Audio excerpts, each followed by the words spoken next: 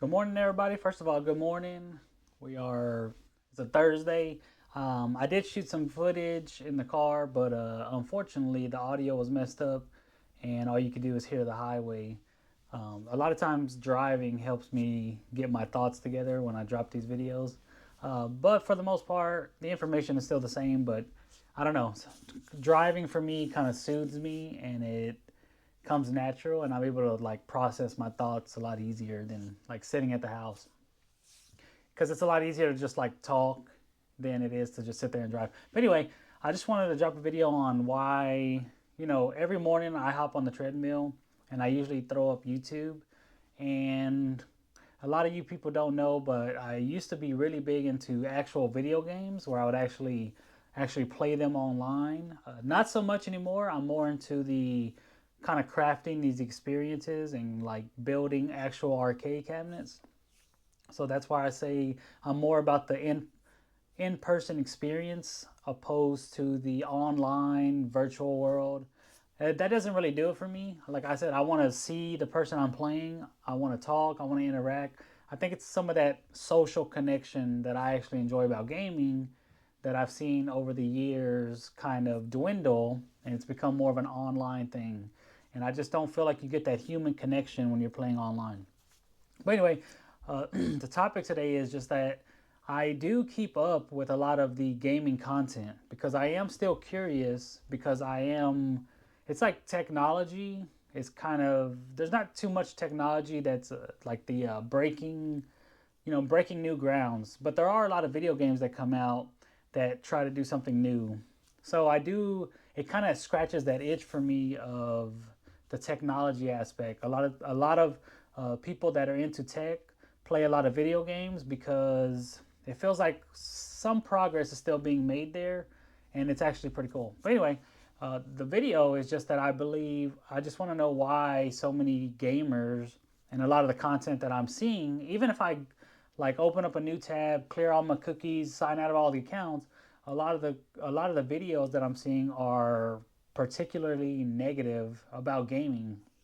And I just watched a Tekken 8 video on just, what's wrong with Tekken 8. Okay, I agree it is a little mashy, but ultimately I think it's a good game. The only negative experience I had is when you have these characters that can just spam and it just feels like they're not really thinking, they're just mashing. So maybe that's the what the gripe is. But that's probably maybe 25% of the time I'm actually feeling that way. And it's usually because when I did play like crazy, I actually thought that it was actually a good game. And I just want I want you gamers to be aware and be careful what you wish for, because you keep asking for change and change and change, and then you keep having this negative outlook on the game. And I think what ultimately you will cause is people to stop playing the game. And now, not only do you have a game uh, that you have a gripe with, now it's a dead game. And I think most people that are making these gripes are just super passionate. But I think there's a difference between objective criticism and just like being negative about everything.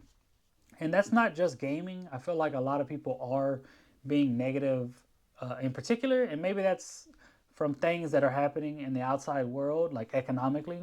But like I said, that's kind of where a lot of these videos I try to make these videos for that reason, because I know there's a lot of hopelessness and a lot of people are struggling right now. So I hope that these videos, can find you and kind of give you more of an objective, positive outlook.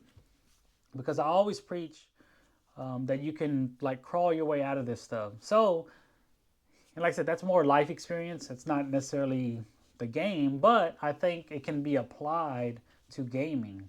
Is that yes, things are not so great now, but that doesn't necessarily mean that you have to tell everybody stop playing this game. A lot of people, will bring up like the Steam charts. Oh, this game is dead. This game is dead.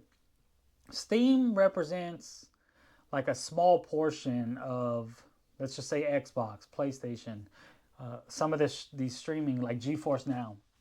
So Steam charts don't always tell the truth, but I see a lot of videos where they'll kind of highlight that aspect.